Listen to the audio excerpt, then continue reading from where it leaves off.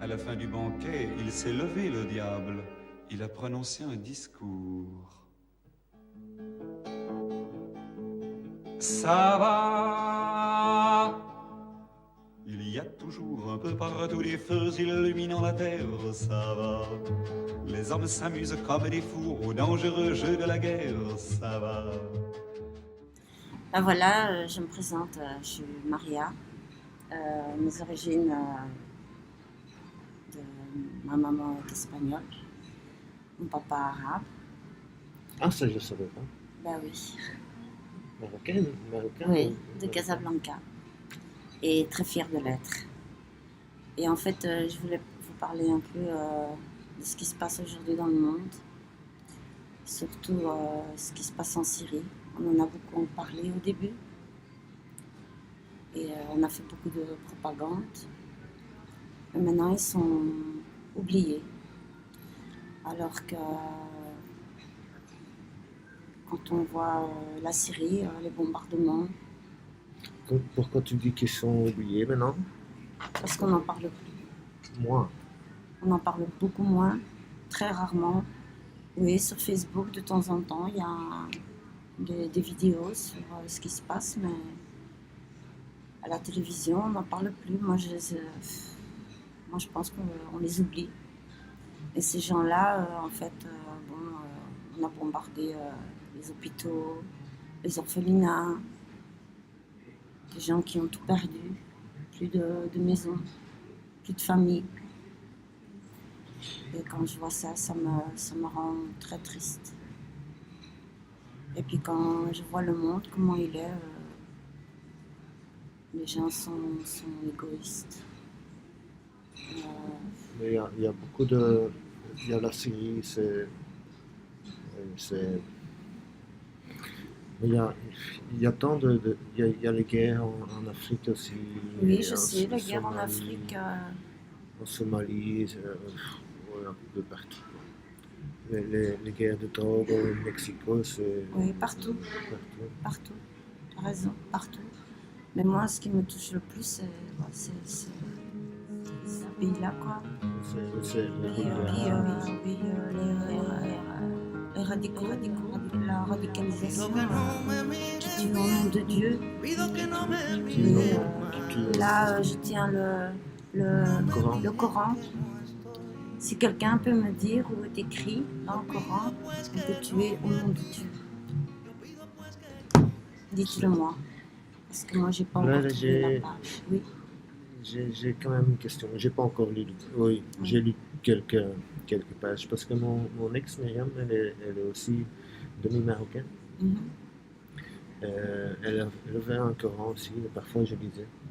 Mais ce qui est chouette au Coran, c'est que pas comme la Bible, on peut lire tout sur là. C'est court.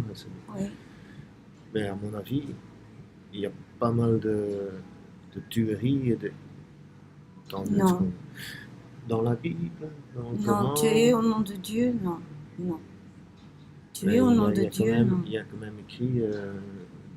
Tu dois protéger si ta famille, si par exemple ta famille est en danger, si quelqu'un t'interdit de pratiquer ta religion.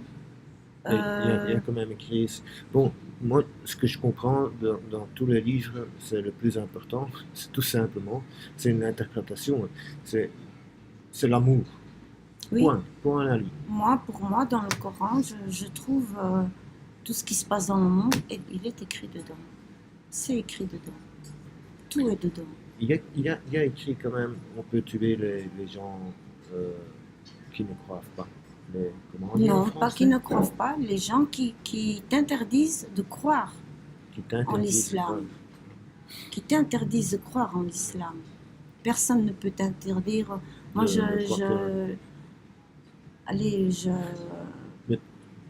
je respecte toutes les religions. Oui. Aussi ceux qui ne croient pas. Bah oui, ceux qui ne croient pas aussi. Tu respectes tout le monde. Hein. Je respecte tout le monde. Comme je te connais. Bah oui, je respecte tout le monde, toutes les religions. Mais voilà, mais moi c'est surtout sur la radicalisation, quoi. Quand on dit Allah Akbar, au nom de Dieu. faire les bombardements au nom de Dieu. Ouais, Dieu n'en a jamais demandé ça.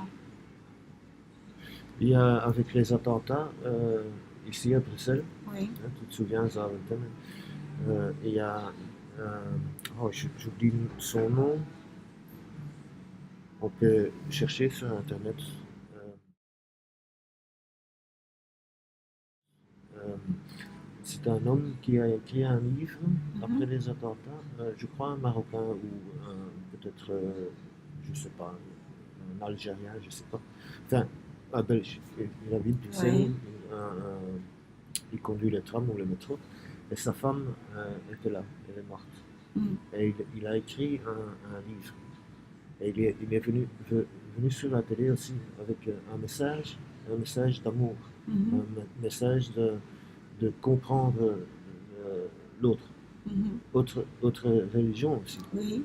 Et il expliquait ça d'une manière si humaniste. Oui. Moi, je pleurais. J'ai dû pleurer. J'ai acheté le livre directement. Oui. Et sa femme est morte. Hein. Oui.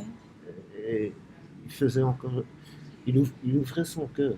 Dans le deuil, dans son deuil, il ouvrait son cœur. C'est incroyable.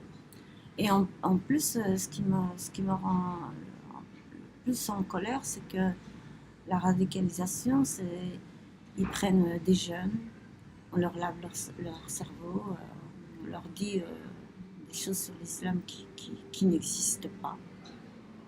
Alors, ouais.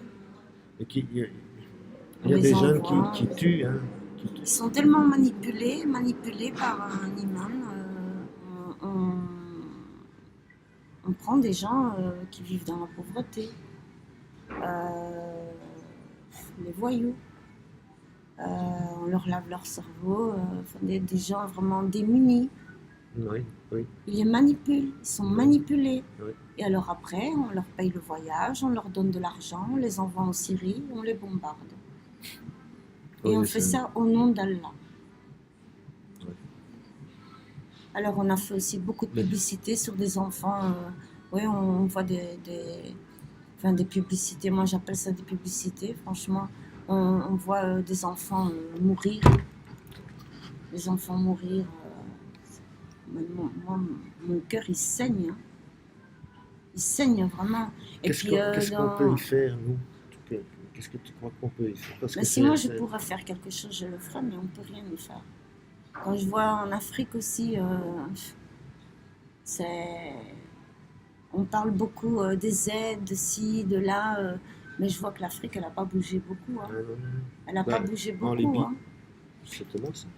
En Libye, maintenant, on peut acheter des esclaves. Hein. Oui. Pour 200 €, ouais, un esclave. J'ai encore vu ça à la télévision, mais c'est monstrueux. C'est monstrueux.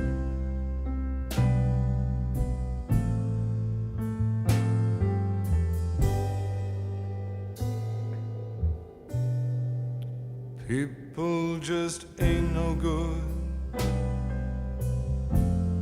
I think that's well understood.